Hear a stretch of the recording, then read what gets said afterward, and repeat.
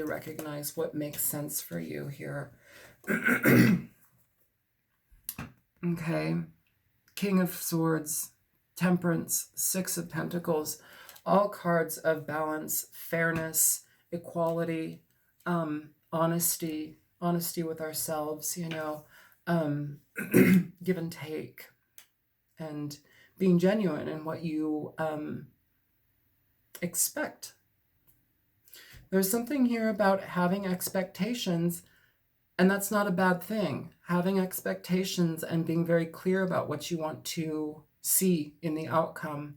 And I want to say here that if you go back to a situation that seems to backslide, it's okay to remove yourself from it. It's okay. Like, it's okay. You should give yourself that permission and try not to feel so conflicted by it. Show me the Five of Wands. So you have Temperance in reverse and the Two of Swords with the Tower in reverse and the Seven of Swords. So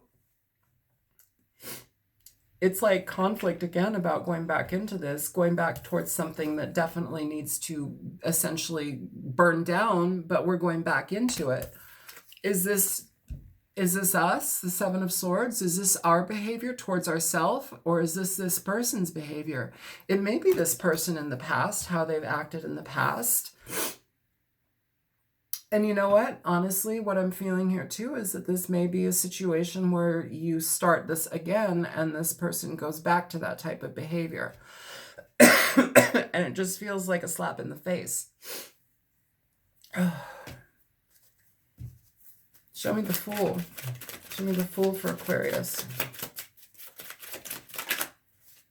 Yeah. This is where you're at, the Fool, with this situation. You have the Nine of Swords here. I want to ask you if this is something that feels reckless. Does this feel like you're recklessly throwing abandon, caution to the wind, and whatever, we can fight, we can do whatever, like we can have conflict, it's okay. Like, don't do that. Don't sit within a situation that brings you conflict.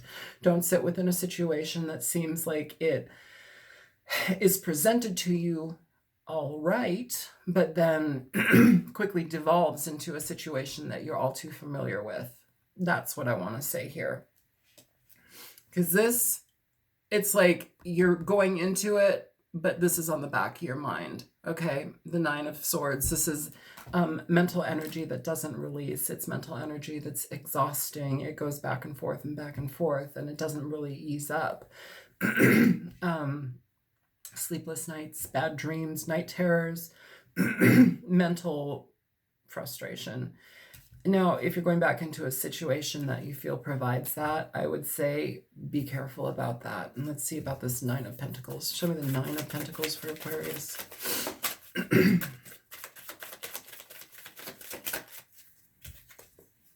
So, yeah, with Judgment at the bottom of the deck, you guys.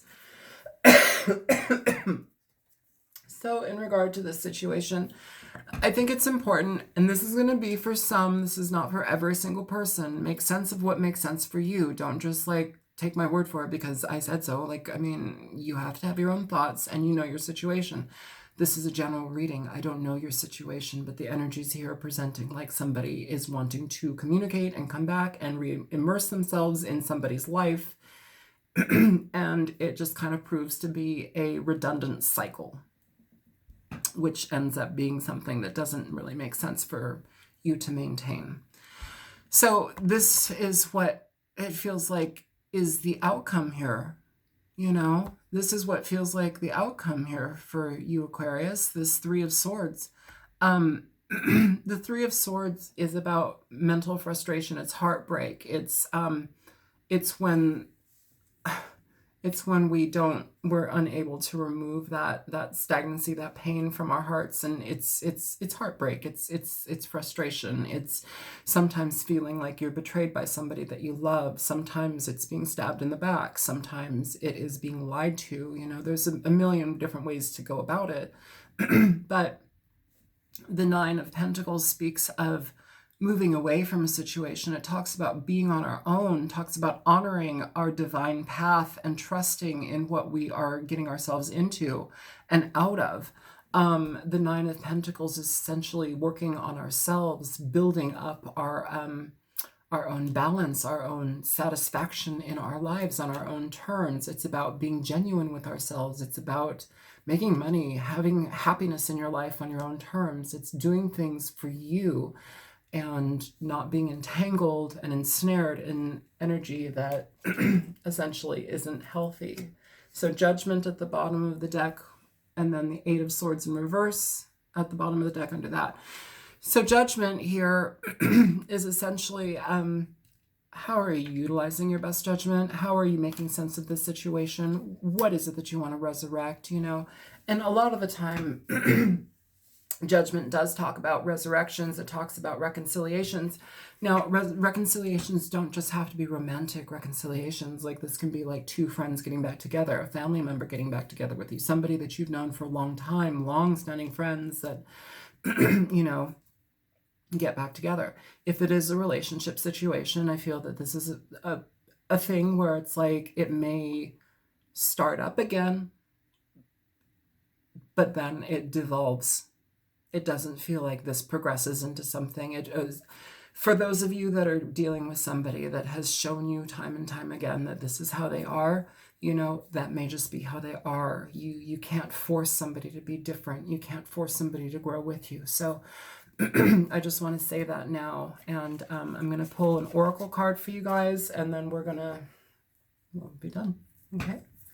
Show me for Aquarius.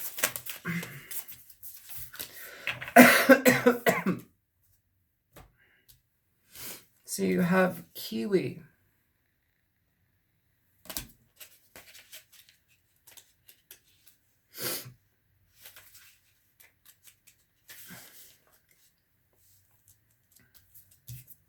And you have Owl in reverse. Just saw that in the corner. Let's read Kiwi first.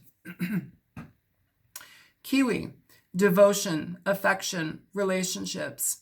The shy and elusive Kiwi is a bird indigenous to New Zealand that gave up the gift of flight to be closer to the earth. They form pairs and mate for life. But what I've found the most interesting about the Kiwi is its size of its egg, which is about the third the size of its body. To create and lay such an enormous thing is an ultimate symbol of devotion. You know, with that too, I really want to say be careful about devotion. Like, there's something here that feels kind of toxic in regard to devotion. Be careful of that. Like an egg, sit on it and make some decisions. Sit on it. See what you want to do here, okay? Don't move until you figure out what absolutely transforms it, or if you need to let it die. Owl. Let's read Owl. I've never read Owl, I don't think. 34. So Owl, ancient wisdom, intuition, observation, guidance.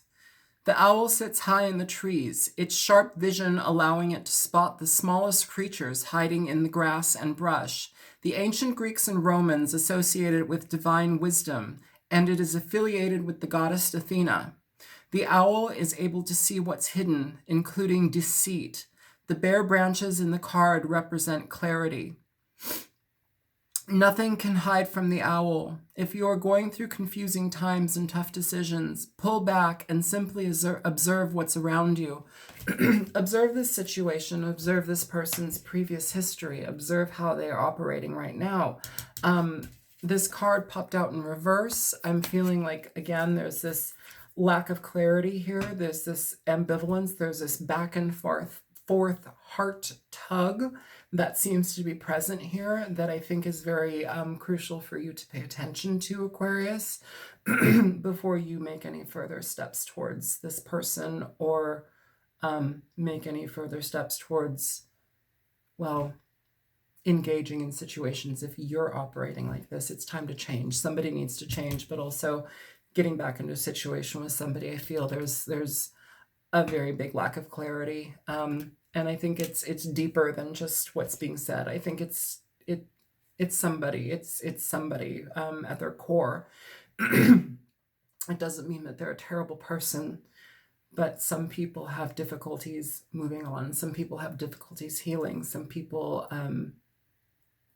are very difficult, and some people don't want to move or heal or shed shed who they are.